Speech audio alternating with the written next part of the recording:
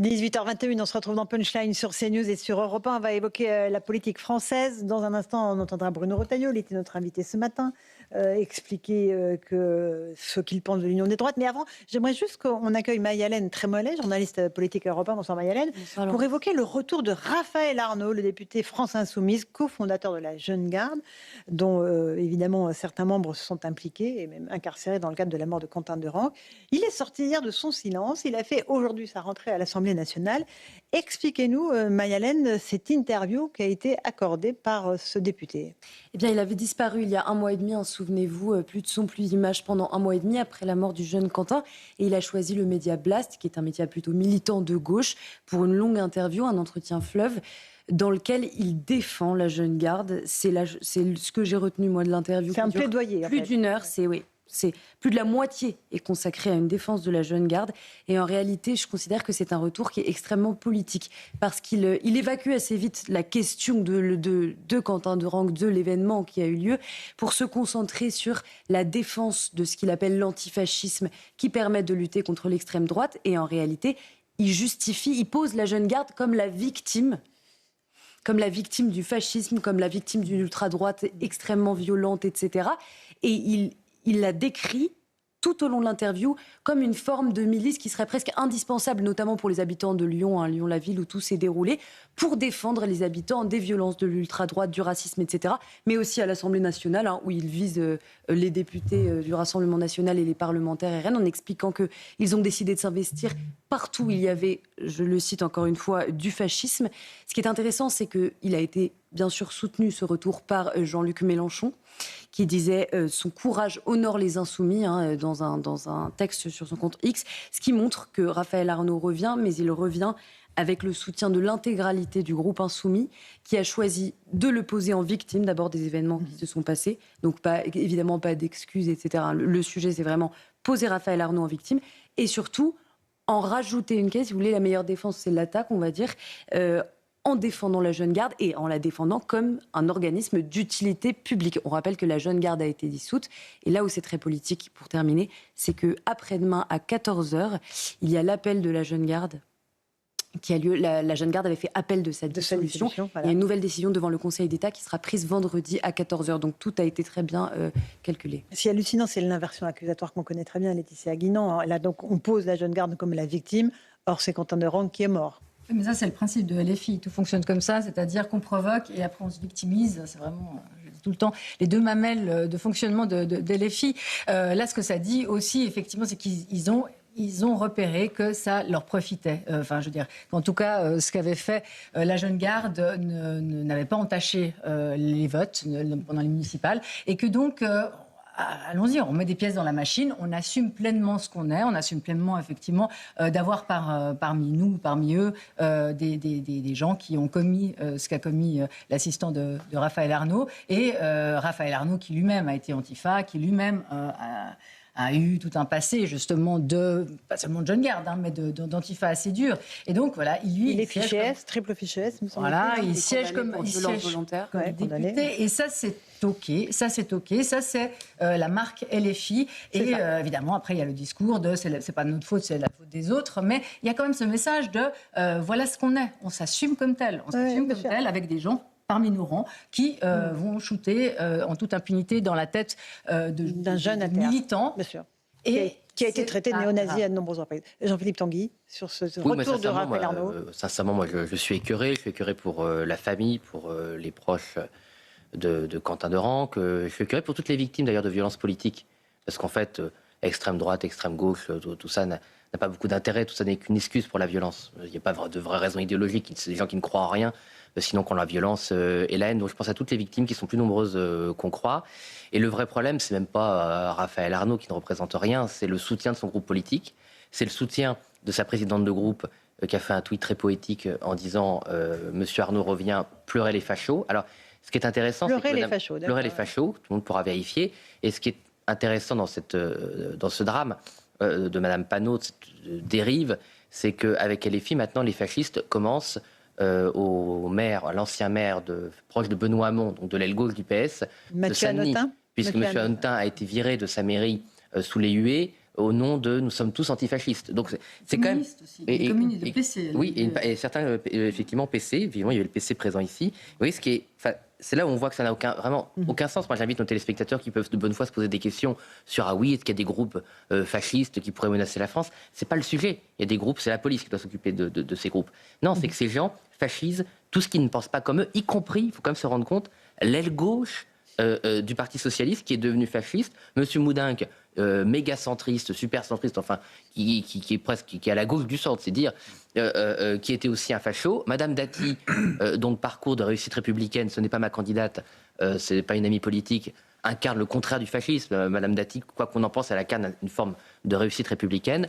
Elle est aussi fasciste. Tout le monde est fasciste, sauf Madame Panot, mais comme souvent, tous ceux qui insultent tout le monde de fasciste sont les premiers fascistes, évidemment. Et là, je le pense vraiment. Je pense que cette façon de penser, cette façon d'utiliser la violence ou la menace de violence, l'insulte, c'est une des preuves d'une pensée totalitaire.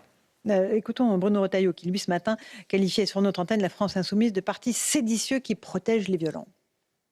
Pour la première fois, sous la Ve République, nous avons en France un parti séditieux. Un parti qui encourage l'antisémitisme, qui encourage le racialisme. Souvenez-vous de la phrase de Jean-Luc Mélenchon, tout blanc, tout moche, c'est-à-dire le racisme anti-blanc. Et un parti qui protège pour le dénoncer, ça. Les violents, qui protège les violents. Donc c'est pour ça que l'heure est grave. Et moi je l'ai dénoncé bien avant le deuxième tour, au premier tour, avant le premier tour. J'avais dénoncé les accords de la honte. Cette expression, c'est nous qui l'avons créée, c'est nous qui l'avons imposée dans le débat public. Et je ne suis pas du tout surpris de ce qui s'est passé à Creil, à Saint-Denis ou ailleurs. Voilà, pour Bruno Retailleau, Geoffroy Lejeune, Raphaël Arnaud de retour à l'Assemblée nationale, c'est un symbole. Clairement, c'est un symbole. Pour ne pas répéter ce qui vient d'être dit, moi, je vais vous dire une autre chose qui me frappe dans ce symbole, c'est qu'en réalité, vous comprenez avec le comportement de la France insoumise vis-à-vis de ce député qu'en fait, ils ne font pas de la politique, ils font la guerre. Et quand on fait la guerre, on n'abandonne pas un camarade qui est en ce moment en train de se faire attaquer, quoi qu'il ait fait. Donc là, on parle de quelque chose qui est quand même suffisamment rare. Et Dieu merci, en politique, c'est la mort d'un jeune homme qui militait pour ses idées et qui défendait des jeunes filles qui partageaient ses idées. Et il est mort, mais malgré ça, on va alors évidemment faire le coup de l'inversion accusatoire, mais surtout, on ne le lâchera pas. On a compris dès le début, d'ailleurs, quand il s'est mis à l'écart, quand il a fui un peu le débat public, qu'il a arrêté de venir à l'Assemblée, notamment pour les élections municipales, que c'était pour protéger la séquence des Insoumis et c'était pour protéger la cause, mais qu'il allait revenir un jour. Et ils l'ont déjà fait par le passé. Adrien Quatennens, par exemple, il n'est pas viré, il ne démissionne pas, etc., quand il est confondu dans ces histoires de violence contre son ex-femme. Et dès que quelqu'un est dans la panade parce que dès qu'il est dans la panade et attaqué pour ce qu'il est, pour ses idées, etc., ils ne le lâcheront jamais. À l'inverse, par contre, vous avez de temps en temps des purges à la France insoumise, mais il y a un seul motif, c'est quand on a des plus au chef. Voilà. Et c'est ça qui est assez fascinant, si vous voulez. Moi, je trouve ça très inquiétant, parce que normalement, les gens qui font de la politique font ça avec un peu de morale. Il y a des moments où vous dites qu'il y a certains principes qui vont surpasser le combat que je suis en train de mener, etc. Comme par exemple d'avoir dans mes rangs quelqu'un qui est associé de près ou de loin, en l'occurrence de près, à la mort d'un jeune militant. Et ben non, pas du tout, ça compte pas à la France insoumise. Et ce sont les seuls dans le champ politique français à faire de la politique comme ça. Avec un vocable, Guillaume Perrault, c'est vrai, dans la sémantique qui est très guerrière, en fait. Oui, traiter ses adversaires de fascistes, c'est une arme qui historiquement a été inventée par le Parti communiste dans l'époque stalinienne. C'est-à-dire que le PCF est né en 1920 et à l'époque c'était une secte. Véritablement, c'était une secte qui réclamait une discipline militaire de la part de ses membres et qui s'estimait en guerre contre tous les autres partis, à commencer par les socialistes, qu'ils appelaient les sociaux-fascistes. C'était une expression qu'ils employaient. Léon Blum, à certaines époques, a été conspué par le Parti communiste français. Paul Reynaud, qui est un adversaire de droite modéré, parlementaire, tout ce qu'il y a de classique, a lui aussi été traité de fasciste. Jules Mock, qui était un ministre de l'Intérieur célèbre en 1947, qui était SFIO, a été traité de fasciste, mais insulté de façon inconcevable. Donc ça existait avant. Okay. Ah mais bien sûr. Okay. À l'époque stalinienne du PCF, c'était banal. Simplement, on l'a oublié. Le PCF lui-même s'est adouci dans son vocabulaire. Quand c'était De Gaulle, il parlait plutôt de danger de fascisme, ce qui pour eux, de leur point de vue, était un effort. Là, ils étaient un peu moins insultants. Ils disaient De Gaulle, c'est le pouvoir personnel, c'est la dérive bonapartiste, c'est un danger, il y a danger de fascisation. Mais pour eux, le fascisme est partout comme une menace, un peu comme une maladie qui risque, que la France risque toujours d'attraper. Les comparaisons médicales sont fréquentes dans la littérature militante communiste de l'entre-deux-guerres. Donc, c'est pas très étonnant qu'ils fassent ça aujourd'hui, puisque le gauchisme, Contaminé. c'est une autre branche Bien sûr. du léninisme. Ils ont attaqué les communistes, mais ils ont une matrice commune. Et il y a notamment cette fascination pour la violence et ce choix de considérer la politique comme la guerre. Et quand on a des ennemis avec qui on est en guerre, eh bien, Tout sur est un champ permis. de bataille, tout est permis. André Valigny, sur... Oui, d'abord, il y a des groupuscules violences. fascistes en France, d'extrême droite, qui sont violents, mais ils sont quelques milliers. Enfin, il y a un recensement qui est tenu à jour par le ministère de l'Intérieur. Il y a des vrais fascistes, des petits groupuscules d'extrême droite qui existent toujours. Il faut en être conscient. Deuxièmement, à force de voir des fascistes partout, on n'en voit plus nulle part. Enfin, moi, je connais bien l'histoire de l'Italie, et notamment du fascisme italien. J'ai lu Pierre Milza, notamment, et tout ce qui a pu paraître sur le fascisme. C'est quelque chose de très circonscrit, de précisément défini, le fascisme. Et quand je vois que Raphaël Arnaud... Mon Dieu. n'a rien à voir. S'il nous entend, je pense pas qu'il va apprécier Bernard Arnault. Quand je vois Raphaël Raphaël Arnaud. Arnaud et sa clique traiter tout le monde de fasciste, y compris les socialistes, enfin, tout ça est ridicule et dangereux. Bon, Mayalène, effectivement, on a ce retour de Raphaël Arnaud, mais qui est très symbolique en fait, de ce fonctionnement de la France insoumise, qui protège les siens, qui est très clanique en fait. C'est très clanique et c'est une manière pour Jean-Luc Mélenchon aussi de tenter de dédiaboliser son parti en assumant jusqu'au bout, parce que c'est aussi une réaction à l'expression qu'avait employée Jordan Bardella qui demandait l'établissement d'un cordon sanitaire autour de la France insoumise. Jean-Luc Mélenchon, en écrivant dans son tweet « Son courage honore les insoumis », montre bien qu'il ne s'agit en aucun cas d'une bavure ou d'une erreur, etc. C'est une démarche politique assumée et qu'ils assumeront jusqu'au bout. Et pour ça, eh bien, il faut dédiaboliser la jeune garde et donc se convaincre qu'elle est de nécessité publique, notamment pour lutter contre d'autres groupuscules violents. Si ça avait été le cas au RN, qu'est-ce qu'on aurait entendu, Jean-Philippe Tanguy? Si une telle groupuscule affiliée au RN avait commis de tels actes, est-ce qu'un retour aurait été imaginable à l'Assemblée nationale? Mais je pense qu'on ne pourrait plus siéger à l'Assemblée nationale, mais qu'il n'y aurait même plus d'Assemblée nationale. C'est-à-dire que je pense que... Et d'ailleurs, en l'occurrence, moi, ça ne m'aurait pas choqué si dans un monde parallèle, ça avait existé. Mais ça n'existe pas. Voilà.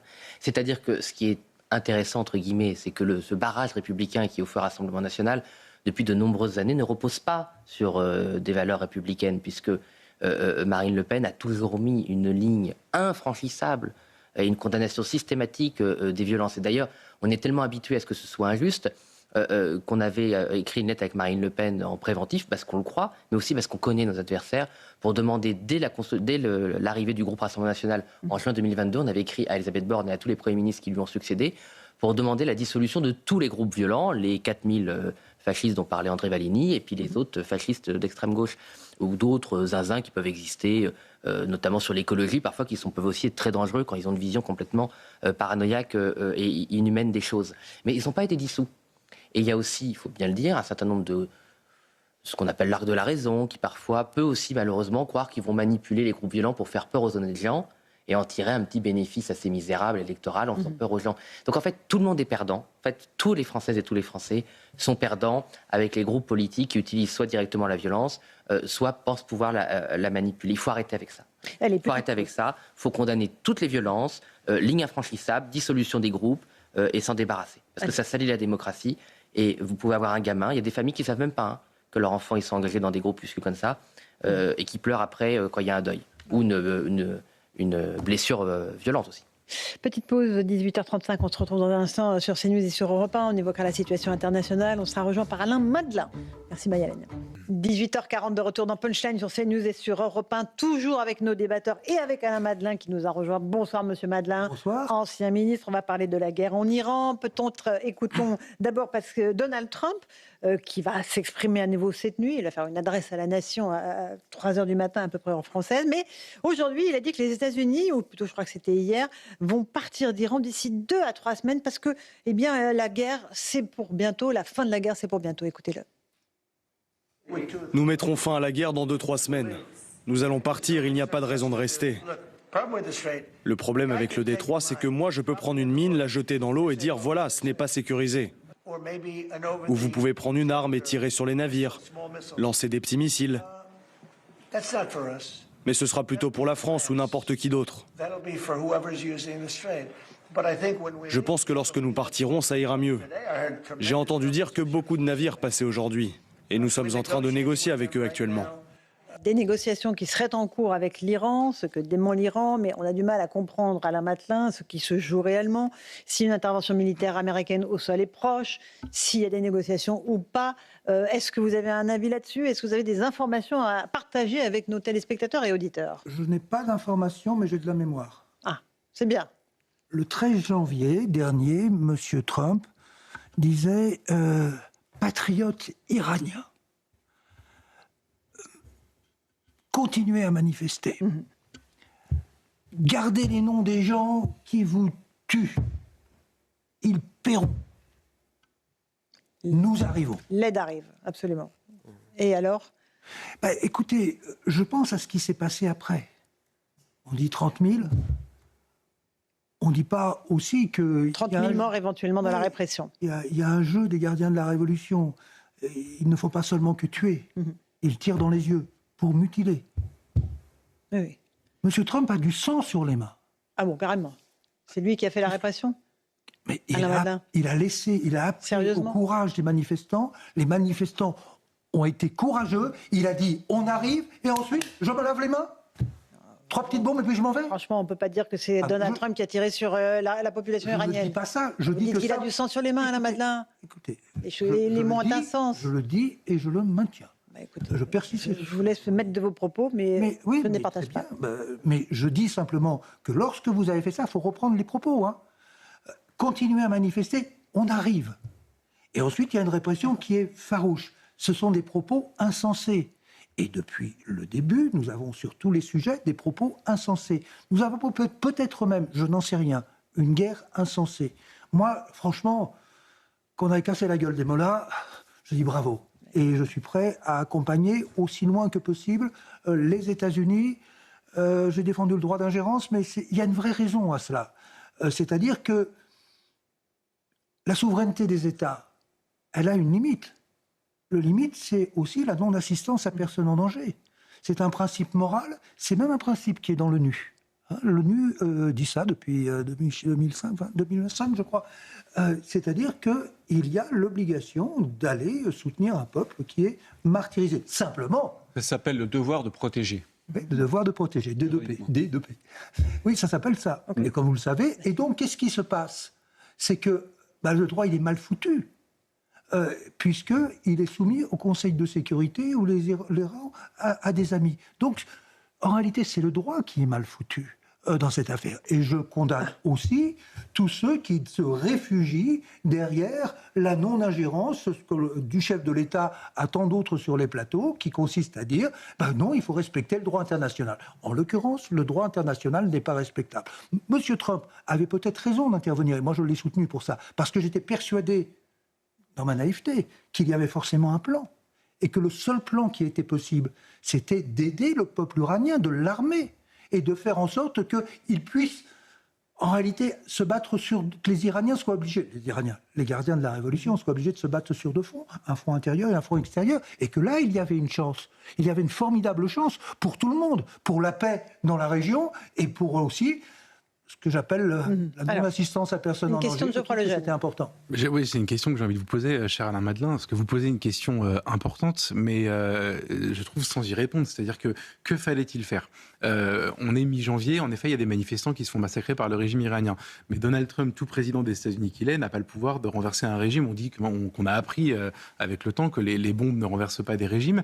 Et vous lui reprochez, on va dire, un retard, puisqu'il bombarde 2 mois plus tard. Quelle était la bonne stratégie? Quelle était la bonne solution au moment où il y a les manifestations en Iran? Moi, je me demande si, tout simplement, il n'y avait pas de bonne solution, il n'y avait pas de bonne manière de réussir. Et c'est la raison d'ailleurs pour laquelle on en est là. Mais je trouve que tout reprocher à Donald Trump, ça me paraît un peu excessif. Je ne reproche pas tout à Donald Trump. En l'occurrence, je reproche aussi, dans l'intervention, d'avoir été une intervention brouillonne. Elle n'avait de sens que si, je le répète, il y avait l'idée d'aider les Iraniens. On arrive, ils arrivent peut-être plus tard, 1 mois ou 2 mois plus tard, ils arrivent, mais à ce moment-là, qu'est-ce qu'il faut faire? Il faut aider les Iraniens. Moi, je suis iranien aujourd'hui. Qu'est-ce que je me dis? Je me dis, Trump nous a menti.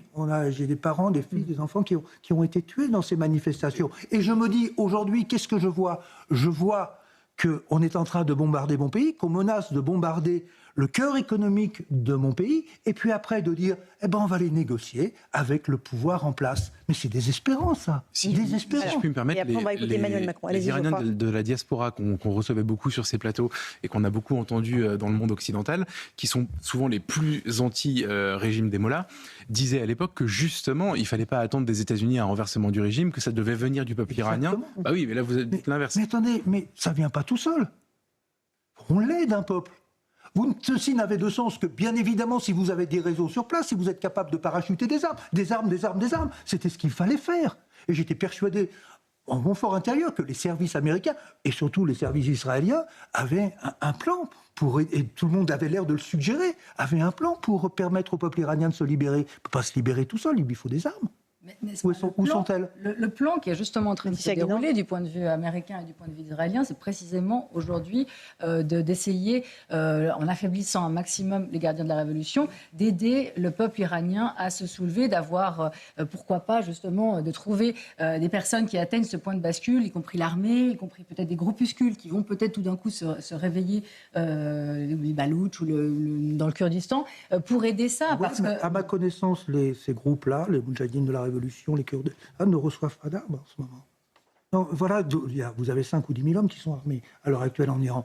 À ma connaissance, il n'y a pas il y a l'armée qui n'a pas été touchée. L'armée iranienne n'a pas été Vous avez raison. Si vous avez un plan pour dire que l'armée va basculer, sans le peuple, et que d'une certaine façon, l'armée et le peuple vont s'allier pour renverser l'Iran, mais franchement, je pleurerais de joie devant vous en me disant, c'est arrivé.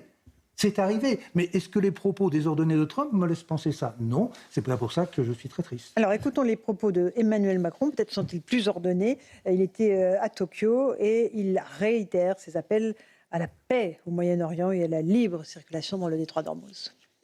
Nous croyons ensemble au droit international, à l'ordre international qui repose sur la Charte des Nations Unies. Nous croyons aussi aux valeurs démocratiques que nous défendons. C'est ce qui fait que vous venez de le rappeler, nous défendons l'un et l'autre le retour à la paix, au cessez-le-feu, au calme, à la libre circulation à travers le détroit d'Ormuz. C'est le fait aussi que depuis février 2022, avec constance, le Japon se tient aux côtés des Européens pour rappeler l'importance d'une paix juste et durable et le respect du droit international. Alors André Valigny, sur cette position toujours très centriste, on va dire. Non, mais je pense que défendre le droit international, c'est toujours utile. Mais je dois dire que même si j'y suis très attaché, je n'étais pas foncièrement, choqué par l'intervention américaine. Elle était hors du droit international, sans consultation des Nations Unies. Lorsqu'il s'est agi de partir en Iran pour renverser le régime des mollahs, comme le souhaitait Benjamin Netanyahou, parce que ce sont les Israéliens qui les premiers voulaient le renversement du régime des mollahs. Et moi, sur ces plateaux, ici même, il y a 3 semaines, j'ai dit, est-ce que les buts de guerre sont les mêmes entre Trump et Netanyahou ? On s'aperçoit aujourd'hui que ça n'est peut-être pas le cas. Netanyahou, les Israéliens, et à juste raison, veulent toujours détruire le régime des mollahs. Trump, ça dépend des jours. Donc, je rejoins Alain Madelin, je pense que cette intervention, pour nécessaire qu'elle ait été, n'était pas planifiée. Elle n'était pas planifiée. On voit qu'au jour le jour, les choses changent. On rappelle des C'est-à-dire qu'ils n'ont pas planifié le jour d'après, c'est ça ? Oui, c'est ça. On appelle des porte-avions. On fait venir des armements de Corée. On fait venir des armements de Californie. On parle de division parachutiste. On ne sait pas si c'est vrai ou pas.